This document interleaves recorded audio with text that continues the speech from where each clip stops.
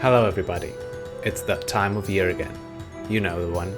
The time to rejoice, gather with your family around a table or a fireplace. The time to celebrate what is most important to us. That's right, it's time for another Arcounter Devlog.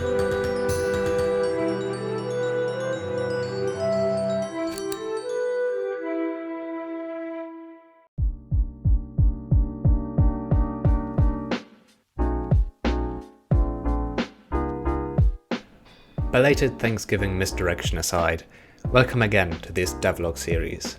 It's the 7th installment if my calculations are accurate. How are you doing this time of year?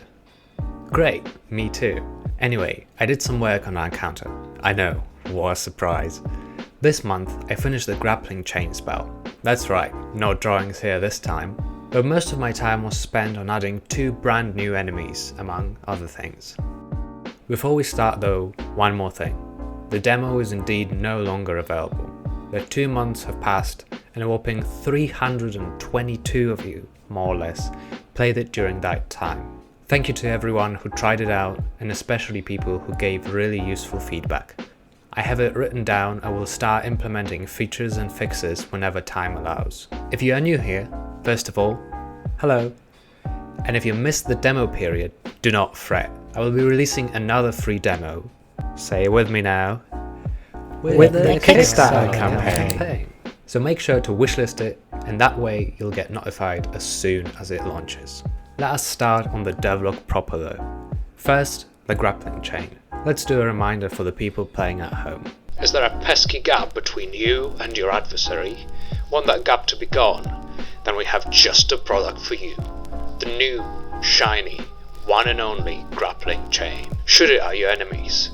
Close the gap and maybe, who knows, damage some other opponents. It can be yours for the amazing price of free. Call now. That is the gist of it anyway. It will work differently depending on the weight of your target.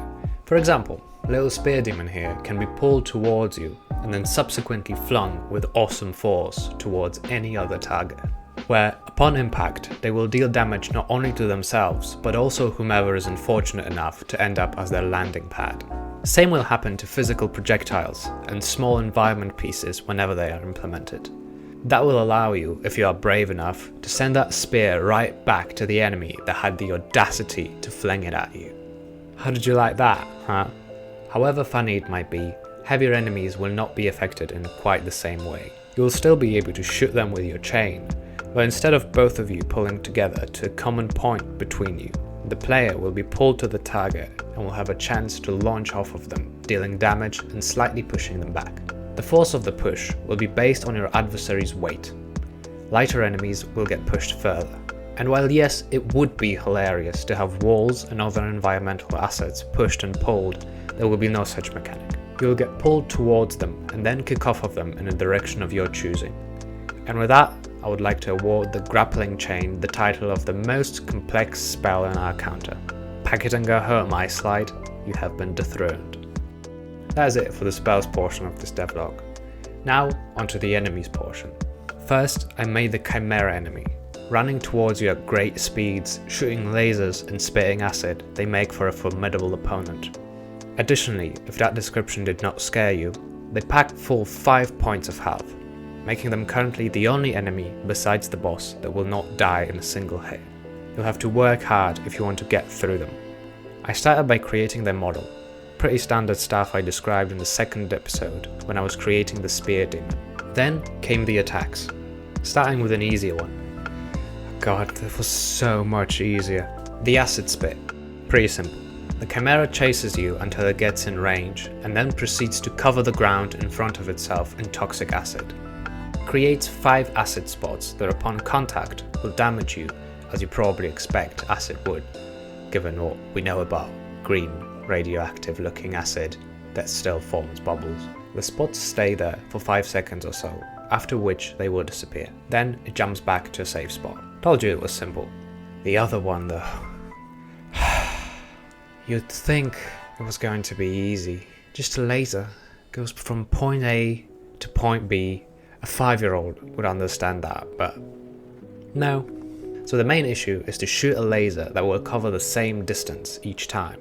I thought at first, as probably many people would, that covering a certain number of degrees would be the answer. That's the same amount every time, right? Wrong. Because if the target is closer, the distance would be much smaller than if it started further away. Also, the laser would move faster if I wanted it to take the same amount of time. So that solution is out. Then I thought maybe getting 2 points at random around the player and making a line between them would serve as a path for the laser.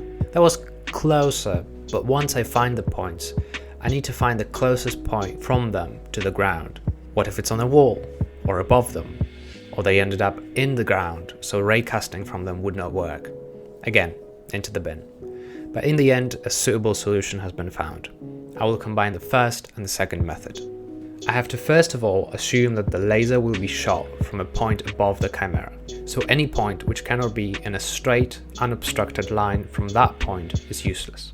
Therefore, I can try shooting a ray from that point and slightly changing the degree at which it is shot, and if the distance from the first point, the player's position, is too large, I will stop checking and assume that this is as far as the ray can go. Same in the other direction. And bam, we have a path for our laser. One quick adjustment for standing on higher ground and that part is done. Then it's just spawning the laser and making it point at a position that moves from the starting spot to the end spot. After that, it was a question of taking out a bit of the overall enemy behavior and plonking it into a generic base enemy class that all enemies will be inheriting from. And that was it, the Chimera done. Next came the second enemy, a Beetle. What it loses in its size and mere single hit point, it will make up in the sheer number and it fears electric projectiles. Same spiel, modeling, rigging and animating. One fun thing that you might have noticed is the wings. How do they do that? Why is there 5 of them? What are frogs? Well, simplifying it a bit, it's a shader that bases its opacity on a one-dimensional distance of a vertex color to a wave function. It's not as complicated as it sounds though. First, we get some vertex painted meshes. Then, in the shader, we will need to pick a wave function.